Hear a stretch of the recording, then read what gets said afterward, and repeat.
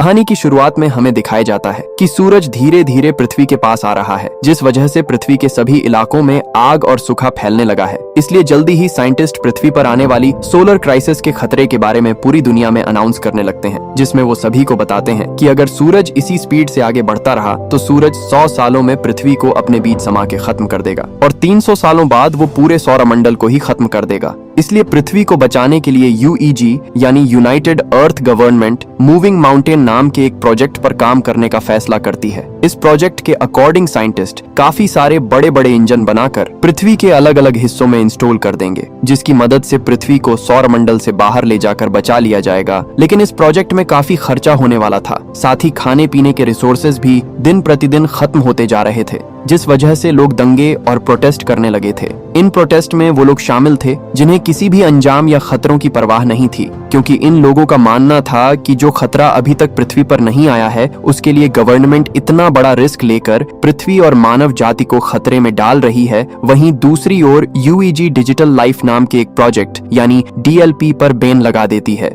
जिस वजह से प्रोटेस्ट और भी ज्यादा बिगड़ जाते हैं, क्योंकि डीएलपी एक कट्टर ग्रुप था जिसका मानना था कि इंसानों का फ्यूचर सिर्फ कंप्यूटर में है। असल में वो एक ऐसा प्रोग्राम डेवलप करना चाहते थे जिससे इंसान अपने दिमाग को एक डिस्क में अपलोड कर सकता था, लेकिन रिसोर्सेज की कमी के कारण वो इस प्रोग्राम को आगे नहीं बढ़ा सकते थे। इसलिए रिसोर्सेज के लिए वो हैकिंग करके यूईजी पर आतंकवादी हमला करते रहते थे। इन सब के बीच यूईजी नोटिस करती है कि उनके मूविंग माउंटेन प्रोजेक्ट से लोगों का विश्वास उठाता जा रहा है, जिस कारण काफी सारे लोग इस प्रोजेक्ट को रोकने की कोशिश कर रहे हैं। पर तभी चाइनीज एम्बेसडर जाओ इस प्रोजेक्ट के पहले पार्ट को कंप्लीट करने का कहते हैं, क्योंकि उनका मानना था कि पहला पार्ट जल्द ही पूरा हो जाएगा और लोगों को दोबारा उनके मूविंग माउंटेन प्रोजेक्ट पर विश्वास होने लगेगा। जाओ कहते हैं कि इस पहले पार्ट को कंप्लीट करने के लिए सबसे पहले चंद्रमा पर मौजूद इंजन की टेस्टिंग की जाएगी, क्योंकि हम चंद्रमा को भी सौरमंडल से धकेलने का प्लान कर रहे हैं ताकि पृथ्वी का ग्रेविटी से कनेक्शन टूट जाए। वहीं यूईजी इस टास्क को कंप्लीट करने के लिए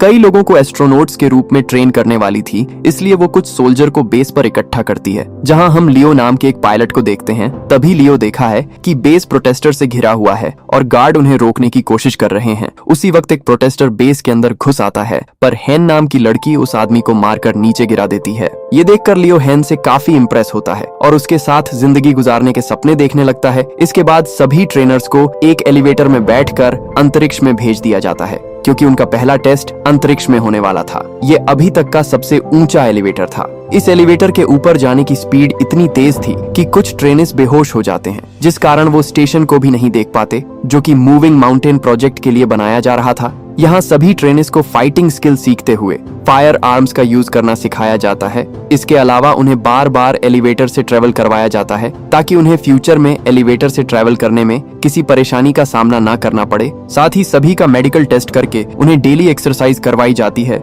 इस ट्रेनिंग के दौरान लियो और हेन एक दूसरे को पसंद करने लगते हैं और उन्हें प्यार हो जाता है। फिर एक दिन लियो गार्ड को सिगरेट की घुस देता है और बेस के अंदर एक गुलदस्ता ले आता है, जिसे वो हेन को देते हुए उसे प्रपोज कर देता है। उसी सुबह एस्ट्रोनॉट्स का एक नया बैच वहां आता है और एलिवेटर में शामिल हो जाता है। तभी अचानक से देश में मौजूद ड्रोन बाहर आने लगते हैं, जिससे इंजीनियर को पता चला है कि उनका सिस्टम हैक हो गया है। इसी दौरान एलिवेटर अपनी शेड्यूल से पहले ऊपर जाने लगता है। दूसरी ओर एलिवेटर में शामिल हुए नए एस्ट्रोनॉट्स अपने कपड़े बदलने लगते हैं। तब लियो और हेन नोटिस करते हैं कि नए एस्ट्रोनॉट्स ट्रेनिस के नाम की यूनिफॉर्म पहन रहे हैं, जिससे वो समझ जाते हैं कि वो लोग कोई एस्ट्रोनॉट्स नहीं बल्कि आतंकवादी हैं। यहाँ बेस में सभी ड्रोन अटैक करके आग लगाने लगते हैं, जिन्हें रोकने के लिए पायलट इन पर अटैक करते हैं, लेकिन ड्रोन पर निशाना नहीं बना सकते थे, क्योंकि साइंटिस्ट ने सिस्टम को इस तरह बनाया है कि वो अपने ड्रोन पर अटैक ना कर सके। वहीं ड्रोन हैक हो चुके थे, इसलिए वो सिस्टम पर अटैक कर रहे थे। इस तरह अटैक करते हुए ड्रोन एक एलिवेटर को नीचे गिरा देते हैं। दूसरी तरफ एलिवेटर में आतंकवादी सभी ट्रेनर्स से उनकी आईडी चुराते हैं और सभी गेट्स को बंद करके ट्रेनर्स की कुर्सियों को लॉक कर देते हैं। यहाँ जो भी उन लोगों को रोकने की कोशिश करता है उन्हें बुरी तरफ पीटा जाता है। इस एलिवेटर के दूसरे रूम में लियो होता है, जो कि अपनी कुर्सी छोड़ देता है और अपने चश्मे का इस्तेमाल करके गेट की लॉक स्क्रीन को धूप से जलाकर गेट ओपन कर लेता है। इस गेट की दूसरी साइड जाकर लियो देखता है कि उसका एक साथी बुरी तरह घायल है, क्योंकि आतंकवादियों ने उसे बुरी तरह पीटा था।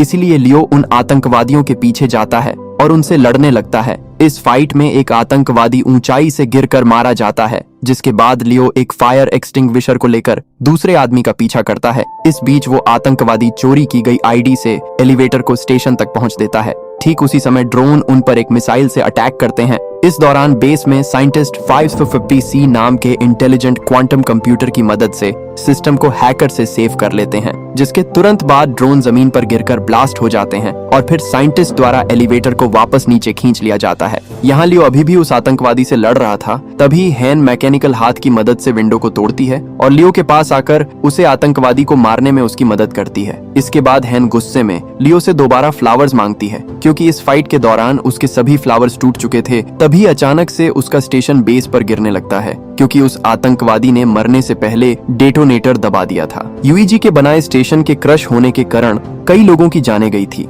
इसलिए लोग और भी प्रोटेस्ट करने लगते हैं। इस प्रोटेस्ट में आतंकवादी हमले और देंगे भी होते हैं। सभी प्रोटेस्टर गवर्नमेंट से डीएलपी को वापस लेने की मांग कर रहे थे। यहाँ जाओ अपनी असिस्टेंट से उस स्पीच को पढ़ने के लिए कहता है, जिसे उसने यूईजी के प्रोजेक्ट में विश्वास रखने के लिए लिखा था। इसी दौरान जाओ अमेरिकन एम्बेसडर के साथ बातचीत करता है और उनसे प्रोजेक्ट पर काम करने के लिए एक और मौका मांगता है। कुछ हफ्ते बाद क्रायो स्लिपिंग पार्ट्स में लोगों को रखकर चंद्रमा पर भेजा जाता है, ताकि वो चंद्रमा पर जाकर इंजन पर काम जारी रख सकें। इस बीच हैंग्यू नाम का कंप्यूटर इंजीनियर क्रायो स्लीप से उठाता है, जो कि 550 नाम के एआई और उसकी बेटी याया की एक रिकॉर्डिंग को चेक करता है। दरअसल 550A की मदद से ही याया हैंग्यू से बात करती थी। यहाँ पता चलता है कि हैंग्यू पहले डीएलपी के लिए कम करता था, लेकिन 550C तक पहुँचने के लिए वो चंद्रमा पर काम करने आया है। असल में 550C पूरे बेस को कंट्रोल करता है, इसलिए हैंग्यू को लगता है कि वो 500C का यूज याया की क्लिप बनाने में करेगा,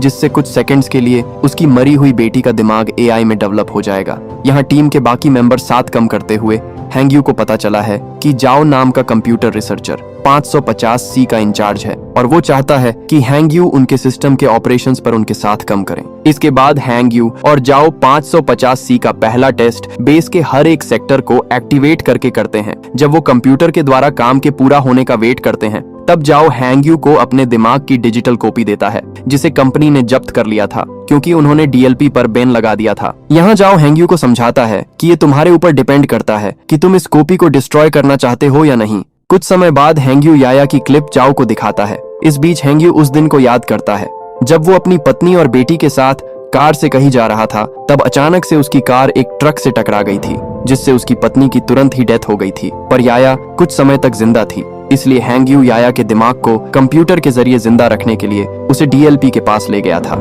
लेकिन वो लोग उसकी मदद करना नहीं चाहते थे, क्योंकि उनकी टेक्नोलॉजी अभी तक तैयार नहीं हुई थी। इस बीच हैंग्यू की मुलाकात जाओ से हुई, जो कि पहले डीएलपी में काम करता था। यहाँ जाओ ने हैंग्यू पर एहसान करते हुए याया के दिमाग को 550A नाम के एआई में डाल दिया था। यहाँ प्रेजेंट में हैंग्यू जाओ से रिक्वेस्ट करता है कि वो याया पर 550C का यूज करें, जिससे याया पूरी तरह एआई में बदल सके। जिस पर जाओ हैंग्यू से कहता है कि याया के लिए 550A ही काफी है। इसी बीच उनका सिस्टम डिटेक्टर करता है कि वहाँ Z9 लेवल का सोलर स्टोर्म आने वाला है, जिससे सभी लोग बेस पर वापस जाने का सोचते हैं। लेकिन उनके पास जो गाड़ियां थीं, उनकी स्पीड ज्यादा नहीं थी, पर फिर भी वो कोशिश करते हैं। वो किसी तरह सभी इंजन को बेस में रखकर उन्हें सोलर स्टॉर्म से बचा लेते हैं, पर इस प्रोसेस में 550C एआई बुरी तरह जल जाता है। जबकि प्रोजेक्ट को 3 दिनों में लॉन्च करना था, जिसके लिए उन्हें एक एआई की बहुत ज्यादा जरूरत थी। तब हैंग्यू जाओ को अपना 550A एआई देने को कहता है, लेकिन इसके बदले वो फ्यूचर में 550 मॉडल्स डेवलप करने वाली टीम में खुद को शामिल करने का कहता है, जिस पर जाओ मान जाता है और हैंग्यू एआई से याया के दिमाग से डिस्क निकाल लेता है। 3 दिन के बाद टीम इंजन्स का टेस्ट करती है।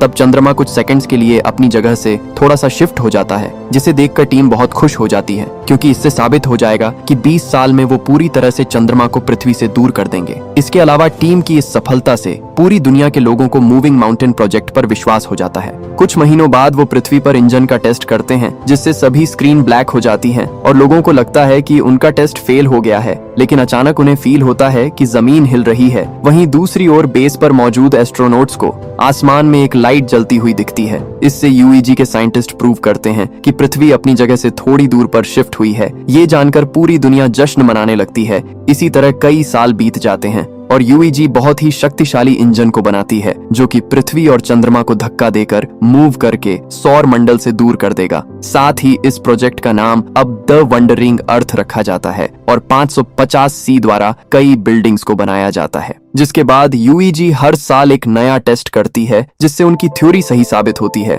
इस तरह लोग यूईजी के प्रोजेक्ट को पूरी तरह एक्सेप्ट कर लेते हैं, जिस कारण डीएलपी पूरी तरह से गायब हो जाता है। इसके अलावा लोगों में ये भी चर्चा होती है कि गवर्नमेंट ने जो अंडरग्राउंड सिटी बनाई है उनके अंदर जाने के लिए लोगों को पास खरीदने होंगे। यहाँ पता चलता है कि हर साल पृथ्वी का रोटेशन धीमा हो रहा था, जिससे एक दिन में 24 घंटे की जगह 60 घंटे का सिस्टम हो गया है और ग्लोबल इंटरनेट भी अब बंद हो चुका था। साथ ही पृथ्वी पर अब बाढ़ और सोलर रेडिएशन जैसी समस्याएं आने लगी थीं, जिससे कैंसर की बीमारी बढ़ने लगती है। इधर लियो और हैन शादी कर लेते हैं और उनका एक लड़का होता है। वो दोनों परेशान होते हैं क्योंकि उन्हें उनके बेटे के लिए अंडरग्राउंड सिटी का पास नहीं मिला था। इसी बीच हैंग को कैंसर हो जाता है, जिससे वो दोनों और भी परेशान हो जाते हैं। यहाँ हैंगयू नए 500 डेवलपमेंट की हेल्प से याया के लिए एआई बनाता है, जिसे वो 550 का नाम देता है। यहाँ हमें बताया जाता है कि स्टेशन को गिरे हुए 14 साल बीत चुके हैं और अब लियो मेजर की पोस्ट पर आ चुका है। एक दिन लियो को अंतरिक्ष में भेजने के लिए उसका इंटरव्यू लिया जाता है। यहाँ 550W उसका इंटरव्यू लेता है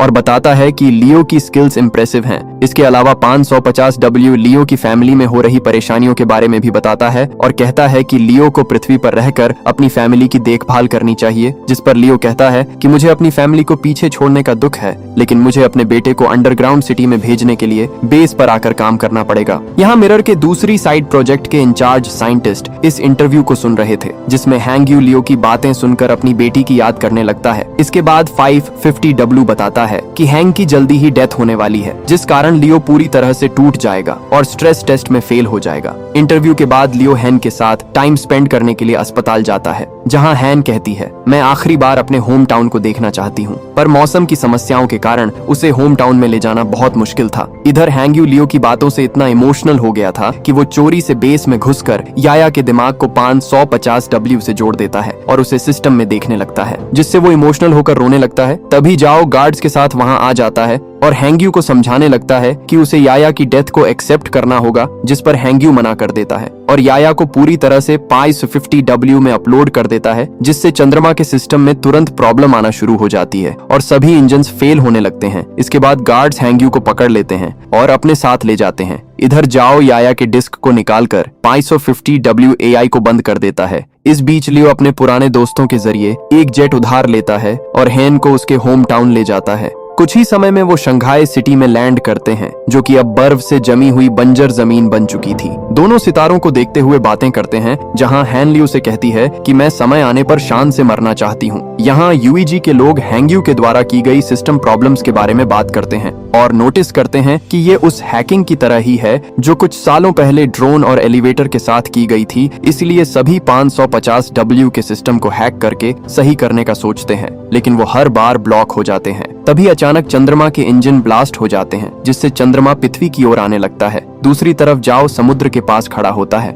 और सभी देशों के लीडर्स को एक इमरजेंसी अलर्ट सेंड करता है, क्योंकि सुनामी धीरे धीरे बढ़ रही थी जो जल्द ही जमीन से टकरा जाती है। इस इमरजेंसी के कारण लियो को भी वापस ड्यूटी पर बुलाया जाता है। वहीं लीडर्स पहले से ही अंडरग्राउंड सिटी को खोलना शुरू कर देते हैं ताकि वो सुनामी से लोगों की जान बचा सकें। यहाँ लियो के मिशन पर जाने से पहले ही हैन की डेथ हो जाती है, इसलिए उनके बेटे को हैन के पिता अंडरग्राउंड सिटी में मिल जाते हैं। इस बीच जाओ यूईजी से सपोर्ट मांगते हुए कहता है कि उन्हें पृथ्वी के सभी परमाणु हथियारों का इस्तेमाल करके चंद्रमा पर अटैक करना होगा, ताकि वो चंद्रमा को पृथ्वी से टकराने से रोक सकें, जिस पर सभी देश अपने अपने हथियार सौंपने के लिए मान जाते हैं। इस बीच जाओ हैंगयू से मिलने के लिए जेल में जाता है और उसे बताता है कि वो पृथ्वी के इंजन्स को जल्द से जल्द एक्टिव करना चाहते हैं, लेकिन इसके लिए उन्हें ग्लोबल इंटरनेट को फिर से एक्टिव करना पड़ेगा। साथ ही जाओ बताता है कि इंटरनेट का एक सर्वर पानी में डूब गया है, जिसकी केयर करने के लिए उन्हें हैंगयू की जरूरत है, लेकिन हैंगयू जाओ की बात नहीं मानता है। तब जाओ उसे याया की दिमाग की डिस्क दिखाकर उसे ब्लैकमेल करता है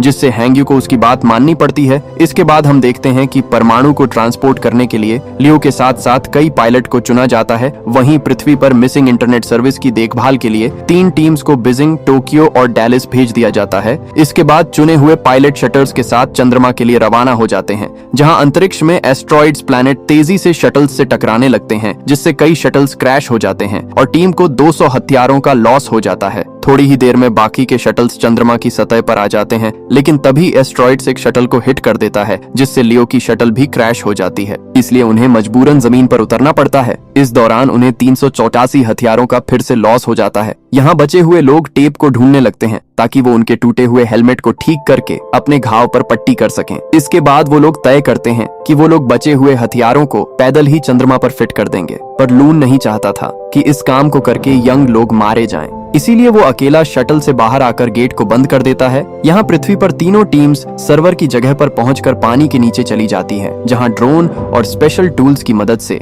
हैंग्यू की टीम बिल्डिंग में जाती है और सर्वर का दरवाजा ढूंढने लगती है। लेकिन जब वो दरवाजे को जबरदस्ती खोलते हैं तो उनका एक आदमी बुरी तरह घायल हो जाता है। तब जाओ उसके घावों को सही करने की कोशिश करता है, लेकिन उनके पास घाव को ठीक करने के लिए कोई सामान नहीं था, जिस कारण उस आदमी की डेथ हो जाती है। जिसके बाद हैंग्यू और जाओ इंटरनेट को वापस लाने के लिए कनेक्शन बनाने का डिसीजन लेते हैं। दूसरी तरफ लियो हथियारों को एक ट्रक से ले जाने लगता है। तभी अचानक चंद्रमा का मालवा पृथ्वी से टकराता है, जिस वजह से बिल्डिंग्स हिलने लगती हैं और कुछ हार्डवेयर जाओ के पैर पर गिर जाते हैं, जिससे वो बुरी तरह फंस जाता है। तभी उस रूम में पानी भरने लगता है। दूसरी ओर हैंग्यू अपने ड्रोन की मदद से भी रूम का गेट नहीं खोल पा रहे थे, इसलिए जाओ उसे जल्दी से पासवर्ड की दे देता है। पर इस दौरान जाओ की पानी में डूबने से डेथ हो जाती है। इसके बाद चंद्रमा का मलबा पृथ्वी की मेजर लोकेशंस को डिस्ट्रॉय करने लगता है, जिससे अंडरग्राउंड सिटीज में जा रहे लोग पैनिक होने लगते हैं। वहीं यूईजी में जाओ को बुरी खबर मिलती है कि उनके पास परमाणु हथियारों को एक साथ ब्लास्ट करने के लिए समय नहीं है, जिससे जाओ उम्मीद खो देता है। पर तभी उसका एक आदमी उसे सल्यूशन बताता है कि अगर वो अंतरिक्ष में और भी एस्ट्रोनॉट्स को भेज देंगे तो हथियारों को मैनुअली ब्लास्ट किया जा सकता है, यानी कि सभी एस्ट्रोनॉट्स को अपना सेक्रीफाइस करके दुनिया को बचाना होगा। इस ऑपरेशन के लिए 300 लोगों की जरूरत थी। यहाँ एक पुराना पायलट कहता है कि ऐसा करना हमारा कर्तव्य है, पर यंग लोग फ्यूचर की देखभाल करने के लिए हैं, इसलिए उनका सेक्रीफाइस ना किया जाए। उस पायलट की बात मानते हुए सभी पुराने पायलट को एस्ट्रोनॉट्स की टीम के साथ चंद्रमा पर पहुंचा दिया जाता है, जहां लियो उन्हें आता हुआ देखकर चौंक जाता है, लेकिन उसका कम्युनिकेटर टूट गया था, इसलिए वो पृथ्वी पर वापस लौटने से पहले अपने पुराने टीचर और ट्रेनिंग पार्टनर्स को गुड बाय नहीं बोल पाता है। दूसरी ओर यूईजी बताती है कि टोक्यो और डैलिस के सर्वर वापस आ चुके हैं, लेकिन बीजिंग का सर्वर अभी तक नहीं आया है। यहाँ बीजिंग में हम हैंग्यू को देखते हैं, जिसकी रूम में पानी भरने लगता है और वो की को सही कंप्यूटर से नहीं जोड़ पाता। तभी चंद्रमा पर एस्ट्रोनॉट्स सभी परमाणु हथियारों को ब्लास्ट करने लगते हैं। ठीक उसी समय हैंग्यू भी उसकी माइंड डिस्क को एक कंप्यूटर से जोड़ देता है, जिससे चंद्रमा पूरी तरह ब्लास्ट हो जाता है। पर अब चंद्रमा का मलबा तेजी से पृथ्वी की ओर आ रहा था, इसलिए पृथ्वी को जल्द ही वहां से हटाने की जरूरत होती है। यहाँ हैंग्यू याया की क्लिप को एक्टिव करता है और उसे की दिखाकर अंदर से इंटरनेट को एक्टिव करने के लिए कहता है। तभी रूम में पानी भर जाता है, जिससे हैंग्यू की भी डेथ हो जाती है। वहीं चंद्रमा का मलबा पूरी दुनिया में गिरने लगता है। तभी यूईजी इमरजेंसी मैसेज भेजकर बताता है कि उनका मिशन फेल हो चुका है, जिससे शहरों में दंगे होने लगते हैं। वहीं जाओ हार नहीं मानता और अपनी टीम को इंजन्स में आग लगाने को कहकर उन्हें उल्टी गिनती शुरू करने को कहता है। इसी दौरान बीजिंग में हैंग्यू का दिमाग अचानक कंप्यूटर के अंदर एक्टिव हो जाता है, जहां वो अपनी बेटी से दोबारा मिलकर बहुत खुश होता है। इसके बाद हैंग्यू एआई में जाकर इंटरनेट सर्वर को एक्टिव कर देता है। तभी जाओ के आदेशों का पालन करते हुए एक आदमी इंजन्स को स्टार्ट कर देता है और फिर देखते ही देखते पृथ्वी मूव करने लगती है और चंद्रमा के मलबे से बच जाती है। ये देखकर पूरी दुनिया के लोग जश्न मनाते हैं। यहाँ लियो शटल से ही पृथ्वी को हिलते हुए देखता है, इसलिए वो जल्दी से वीडियो रिकॉर्ड करता है ताकि वो अपने बेटे को ये सीन दिखा सके। दूसरी ओर हैंग्यू और याया के दिमाग का बैकअप 550W में एक साथ मिक्स हो जाता है। इसके बाद हमें 7 साल बाद का सीन दिखाया जाता है, जहां पृथ्वी वापस से 24 आवर के सिस्टम में आ चुकी है और जाओ रिटायर्ड हो चुका है, लेकिन अब उनकी असिस्टेंट यूईजी में उनकी लेगेसी को आगे बढ़ा रही है। अब क्योंकि चंद्रमा से उनको कोई भी खतरा नहीं है, इसीलिए वो अपने प्लान का सेकंड पार्ट शुरू करते हैं, जिसमें वो 10 साल के अंदर जुपिटर प्लैनेट के पास से उड़ेंगे और फिर पृथ्वी को हमेशा के लिए सौर मंडल से बाहर कर देंगे। इसीलिए इंजन्स पर नजर रखने के लिए एक स्पेस स्टेशन बनाया गया है, जिसका इंचार्ज लियो है। और इसी सीन के साथ ये कहानी यहीं पर खत्म हो जाती है।